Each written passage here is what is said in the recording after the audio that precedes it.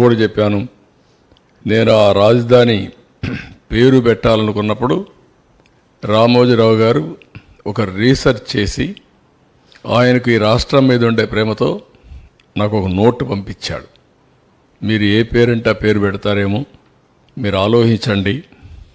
ఇది ఒక చరిత్ర సృష్టించే నగరం కాబట్టి నేను కూడా పరిశోధన చేశాను.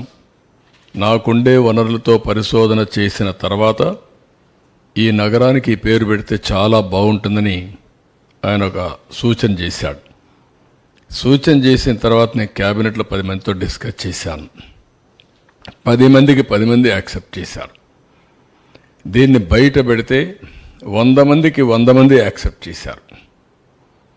అంటే ఏమాత్రం కాంట్రవర్సీ లేకుండా యునానిమస్గా అమరావతి పేరుని యాక్సెప్ట్ చేయడం జరిగింది. అలాంటి ఒక చరిత్రాత్మకమైనటువంటి నగరం అమరావతి. ఆ పుణ్యఫలమేమో చెప్పలేం. ఈరోజు మీరు చూస్తే నేను రాజధాని పేరు పెట్టిన తర్వాత ఫౌండేషన్ వేసేటప్పుడు మన నీరు, మన మట్టి, మన అమరావతి ఒక ఆలోచన వచ్చింది, ఒక సెంటిమెంట్లుగా కూడా.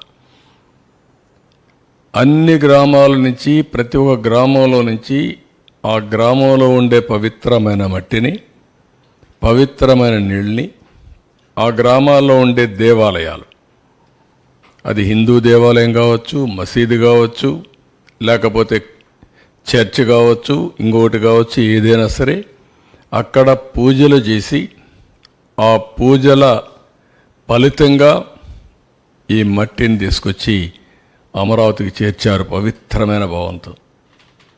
దేశంలో ఉండే అన్ని పవిత్ర దేవాలయాల్లో ఇలాంటి కార్యక్రమం చేపట్టాం.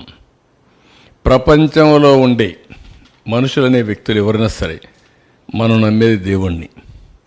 దేవుడు ఏ రూపంలో అనుకోవచ్చు కానీ, ఏ దేవుడైనా కావచ్చు కానీ, ఏ మతస్థులైనా కావచ్చు కానీ, అల్టిమేట్గా మనం అందరం నమ్మేది దేవుణ్ణి.